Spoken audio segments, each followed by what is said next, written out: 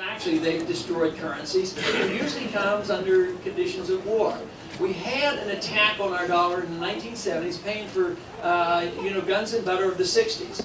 This one's much worse because we've spent a lot more. We're in debt.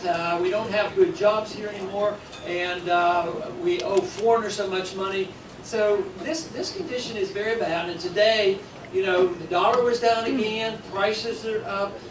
The financial bubbles have not adjusted, and the longer they try to prop these bad investments up, the longer the agony lasts. So I think it's the beginning, but it's also the opportunity for us, because this is why I think the campaign has caught traction, is the fact that people know that government just doesn't work very well. And you have to have something else. We've had a taste of freedom. We've had the freest country ever in the history of man. We've had the most prosperous. But we have lost our way. We have lost our confidence that freedom really works. Most of all history has been with tyrants running and controlling other people. And the world is that way today. And right now, our government is becoming more tyrannical on a daily basis. Really, what we need now is a reversal, a concentration on protection of freedom with a full understanding.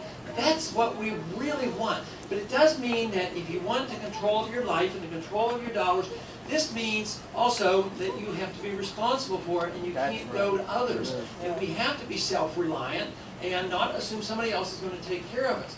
But really, I don't worry about that, because I think there would still be people who would need help, but we would be so much more prosperous. And people would help each other. Families would take care of each other. But today, the standard of living is going down.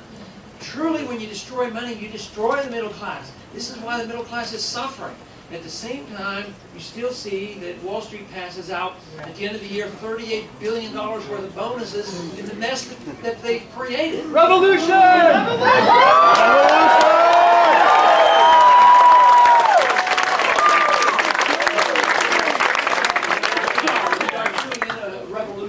Time and a revolutionary spirit exists.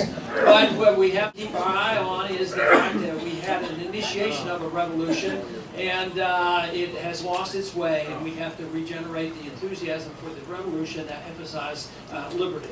Our revolution probably was the only time in all of history when there was a revolution or a war where the people ended up with more freedom rather than less. Most of the time you end up with less. Lately, though, over the years, every time we've had a war, we've had less freedom. And what's going on now? Whether it's the war in Iraq, whether it's the war on terrorism, or war on drugs, we end up in less freedom. So what we need now is a return to this whole idea that individuals are capable and should be taking care of ourselves. And this is what's going on. And to me, I think it's wonderful, because we do attract a lot of young people, and I'm also impressed, especially over the last year, on how the Constitution and freedom brings people together.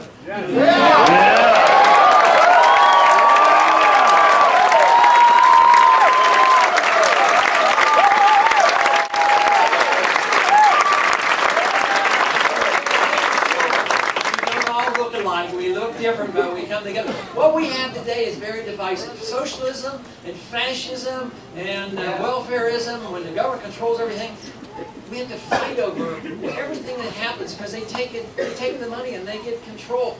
And once the pie starts to shrink, it becomes more aggressive, and that's why people are getting very, very worried.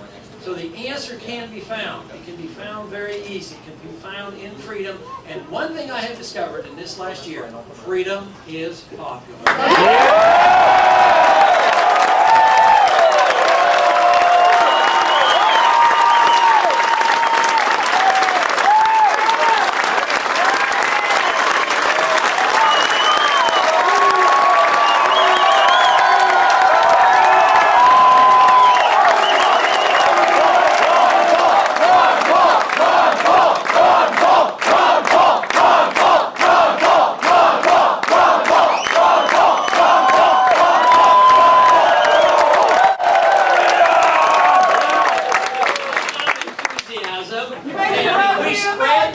And every one of us does our job.